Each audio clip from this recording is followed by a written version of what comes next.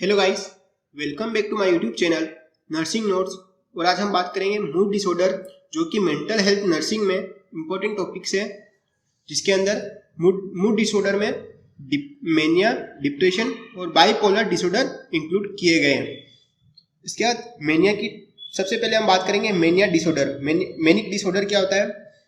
Definition इसकी: mania refer to a syndrome in which the central features are overactivity, mood changes which may be towards elation or irritability and self importance idea। मतलब इसका अर्थ होता है कि central feature इसका over activity करने लग जाता है, उसका मूड बदलता ही रहता है, कोई फिक्स मूड रहता नहीं, और अपनी सेल्फ इम्पोर्टेंस बताता है, आइडिया इम्पोर्टेंस बताता है कि सेल्फ कैसा है। तो ये था मेनिक। इसमें क्या करता है? ओवर एक्टिविटी करता है। मेनिया जो होता है उसमें ओवर एक्टिविटी करता है, हाइपर एक्टिविटी करता है, मतलब ज्यादा ही प्रसन्नता रहता है, ज्यादा उछल कूद वगैरह करता है, उसको कहते हैं मेनिया। ये किसके कारण होते हैं? इसके इटियोलॉजी देखते हैं। न्यूरोट्रांसमीटर, सबसे पहले जो इटियोलॉजी है वो है इसकी neurotransmitter excessive level of norepinephrine and dopamine and deficiency of serotonin. Excessive level जिसके नोरेफिनेफ्रिन और डोपामिन के कारण क्या करता है? हाइपर एक्टिविटी करता है, ओवर एक्टिविटी करता है, एंड डेफिशिएंसी ऑफ सेरोटोनिन, जो सेरोटोनिन होता है उसकी कमी के कारण क्या है? मेनिया डिसऑर्डर होता है। तो ये था हमारा फर्स्ट इटियोलॉजी मेनिक डिसऑर्डर की, न्यूरोट्रांसमीटर। सेकेंड जो इटियोलॉजी है वो है हमारी हेरेडिटी। हेरेडिटी से कैसे? जैसे कि डाइजाइगोटिक ट्विंस में 14 से 20% चांसेस होते हैं किसके? मेनिक डिसऑर्डर के। जब दो जुड़वा बच्चों का विकास का अलग अलग ओवम से होता है उसको कहते हैं डाइजाइगोटिक ट्विंस, ठीक है। इसके बाद मोनोजाइगोटिक ट्विंस किसको कहते हैं? इसके अंदर 65 से 67% चांसेस होते हैं मेनिक डिसऑर्डर के। जब दोनों जुड़वा बच्चों का विकास एक ही ओवम से होता है तो उसको कहते हैं मोनोजाइगोटिक्स। इसके मोनोजाइगोटिक्स के कारण भी क्या होता है? मेनिक डिसऑर्डर होने के चांसेस होते हैं। अब थर्ड जो है हमारा फैक्टर वो है इटियोलॉजिकल फैक्टर, वो है फिजिकल फैक्टर, जिसमें infection of hepatitis, drugs like a लेरिगो। फिजिकल फैक्टर में हमारा क्या आ गया? इन्फेक्शन, हेपेटाइटिस और ड्रग्स लाइक का लेरिगो। मतलब लेरिगो जो ड्रग्स होती है मलेरिया के ट्रीटमेंट के लिए, उसकी एक्सेसिव जो यूजेज के कारण क्या होता है? मेनिया डिसऑर्डर होने के चांसेस होते हैं। इसके बाद हेपेटाइटिस इन्फेक्शन जो होता है लीवर का, उसके कारण भी मेनिक डिसऑर्डर होने के चांसेस होते हैं। इसके बाद साइकोलॉजिकल फैक्टर्स कौन से? स्ट्रेस और डिप्रेशन। स्ट्रेस और डिप्रेशन के कारण भी क्या पर्सन ओवर एक्टिविटी करता है। तो ये तो हमारा 4 इटियोलॉजिकल फैक्टर जो कि मेनिक डिसऑर्डर में होते हैं। अब क्लिनिकल फीचर्स की बात करें मेनिक डिसऑर्डर की, वो है सबसे पहले साइकोमोटर एक्टिविटी। साइकोमोटर एक्टिविटी मतलब इंक्रीज साइकोमोटर एक्टिविटी। जो साइकोमोटर एक्टिविटी मतलब ओवर एक्टिविटी करता है वो क्या होती है? इंक्रीज हो जाती है, मतलब ज्यादा ही ओवर एक्टिविटी करता है। इसके बाद speech and thought. Speech and thoughts में जैसे स्पीच इज फोर्सफुल, मतलब फोर्सफुल दबावपूर्वक क्या करता है? बात करता है। डेल्यूजन ऑफ ग्रैंडियोसिटी, अपने आप को डेल्यूजन ऑफ ग्रैंडियोसिटी मतलब अपने आप को ज्यादा इंपोर्टेंस मानता है, अपने आप को राजा समझता है। डेल्यूजन ऑफ परसेप्शन मतलब रॉन्ग परसेप्शन होता है उसको कि वो स्पेशल है, ठीक है। इसके बाद अदर फीचर्स कौन से हैं? इंपल्सिव बिहेवियर करता है, अनएप्रोप्रिएट बिहेवियर करता है। इसके बाद पुअर जजमेंट, अपने आप को सही से जजमेंट नहीं कर पाता है, इसके बाद इंक्रीज सोशलिटी, मतलब इंक्रीज सोशलिटी करता है, मतलब ज्यादा ही एक्सेसिव सोशलिटी हो जाती है। एब्सेंट ऑफ इंसाइट, अपनी भावना को मतलब कंट्रोल नहीं कर पाता है। और इंसोमेनिया, वो रात भर सो नहीं पाता है, जब ओवर एक्टिविटी करता है जिसके कारण उसको नींद भी नहीं आती है। ये था हमारा क्लिनिकल फीचर्स। अब इसका डायग्नोस्टिक टेस्ट की बात करें तो सबसे पहला आता है हमारा हिस्ट्री कलेक्शन, सेकेंड है physical examination, third psychological test जैसे मेनिया रेटिंग स्केल। जो मेनिया रेटिंग स्केल होती है उसके अकॉर्डिंग इसको टेस्ट किया जाता है। इसके बाद based on sign and symptom, उसके साइन एंड सिम्टम के अकॉर्डिंग इसको डायग्नोस्ट किया जाता है।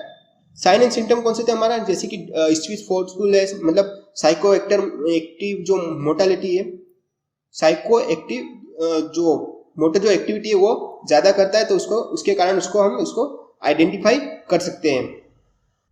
अब इसके मैनेजमेंट की बात करें तो मेडिकल मैनेजमेंट सबसे पहले जिसके अंदर ड्रग्स देते हैं लिथियम 900 से 1200 mg पर डे, ये इसकी जो मेन जो ड्रग्स है उसी के बारे में बात करेंगे हम। लिथियम जो मैनिक डिसऑर्डर में जो यूज होती है वो लिथियम है। इसके बाद कार्बामेजापाइन 600 से 1800 mg पर डे। इसके बाद सोडियम वॉल्प्रेट 600 से 2600 mg पर डे। ये 3 मेन इंपॉर्टेंट ड्रग्स होती है मैनिक डिसऑर्डर की। इसके अंदर और इसका मैनेजमेंट है वो है ईसीटी, जो इलेक्ट्रोकन्वर्शन थेरेपी है उसको प्रोवाइड करेंगे, शॉर्ट लगाएंगे। इसके बाद फैमिली एंड मैरिटल थेरेपी, उसको फैमिली एंड मैरिटल थेरेपी भी इसको प्रोवाइड कराएंगे। तो ये था हमारा मैनिक डिसऑर्डर।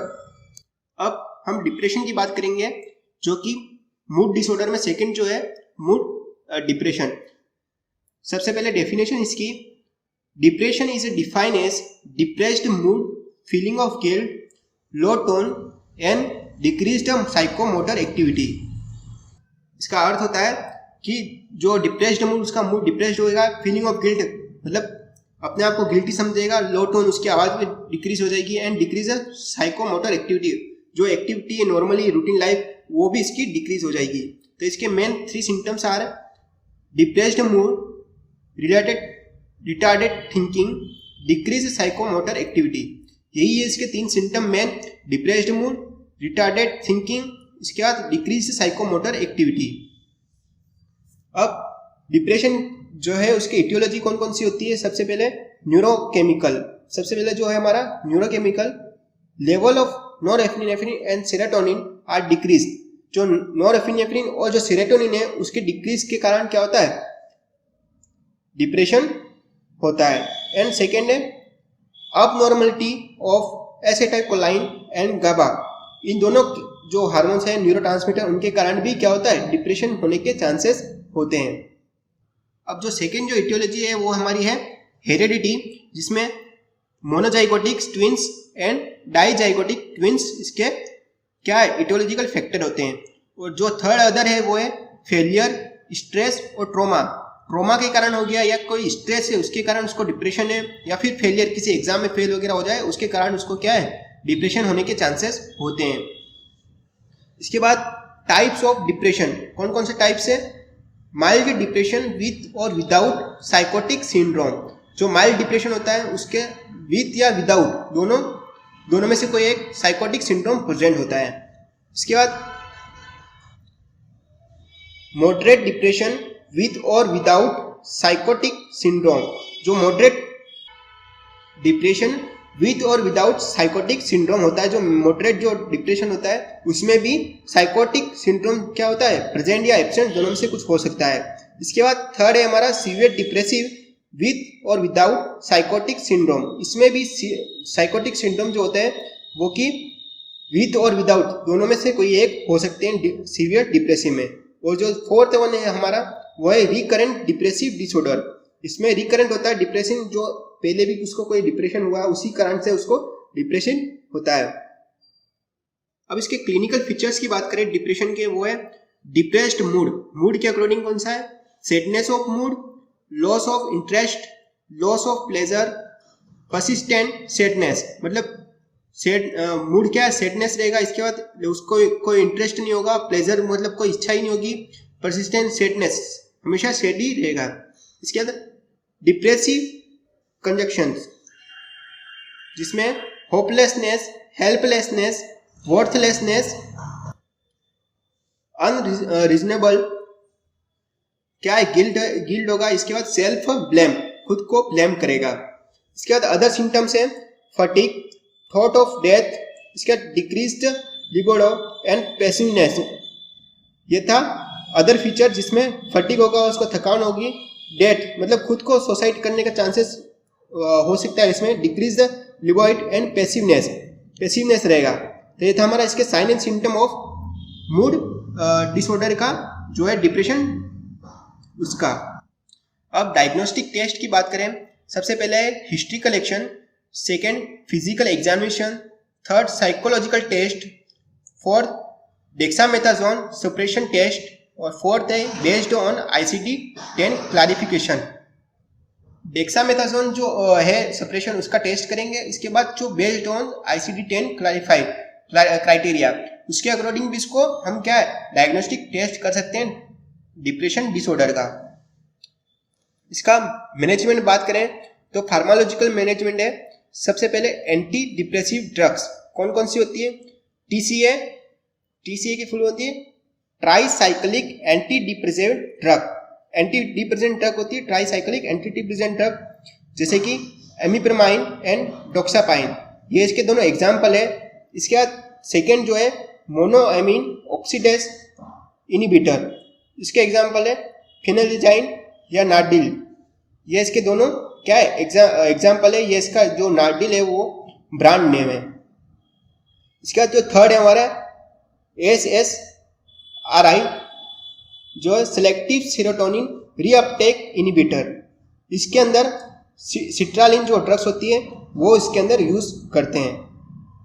तो ये था हमारा इसका मैनेजमेंट डिप्रेशन का फार्माकोलॉजिकल मैनेजमेंट। अब इसके अंदर अदर जो मैनेजमेंट होते हैं वो कौन से हैं? ECT और बिहेवियर डिसऑर्डर। ECT और बिहेवियर डिसऑर्डर भी इसके अंदर इंक्लूड किए गए हैं मैनेजमेंट में डिप्रेशन डिसऑर्डर के। अब हमारा जो थर्ड है वो है बाइपोलर मूड डिसऑर्डर। इसके अंदर क्या होता है? It is characterized by recurrent episode of mania and depression in the same patient at different times. मतलब जो मेनिया का जो इसके अंदर क्या होता है, जो पेशेंट होता है एक ही पेशेंट होता है और एक ही समय में उसको मेनिया या डिप्रेशन दोनों में से कोई एक, लेकिन डिफरेंट टाइम पे दोनों प्रेजेंट होते हैं। इसके एपिसोड जो होते हैं कभी ओवर एक्टिविटी करेगा या कभी डिप्रेस्ड मूड में रहेगा। तो ये था हमारा बाइपोलर डिसऑर्डर।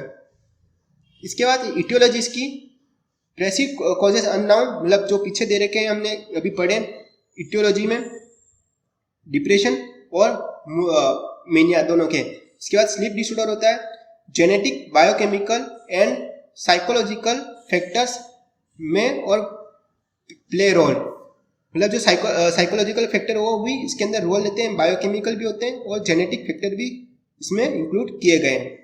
इसके बाद diagnostic test based of sign and symptom, इसके साइन एंड सिम्टम के अकॉर्डिंग इसको आइडेंटिफाई किया जाता है या फिर इसके ICD-10 जो क्राइटेरिया है उसके अकॉर्डिंग इसको हम क्या आइडेंटिफाई या डायग्नोसिस कर सकते हैं। इसके बाद इसका ट्रीटमेंट क्या है? Lithium valproic acid drugs, carbamazepine, anti depressant drugs और एंटी साइकोटिक ड्रग्स। हेलोपेरिडोल जो होती है वो एंटी साइकोटिक ड्रग होती है, इसका एग्जाम्पल है। तो ये था हमारा इसका ट्रीटमेंट बाइपोलर डिसऑर्डर का। तो हमने आज पढ़ा मूड डिसऑर्डर जिसमें मेनिया, डिप्रेशन और बाइपोलर डिसऑर्डर थे। आई होप आपको वीडियो समझ में आई होगी। तो प्लीज़ वीडियो को लाइक कीजिए, वीडियो को शेयर कीजिए और हमारे यूट्यूब चैनल नर्सिंग नोट्स को सब्सक्राइब कीजिए। Thank you.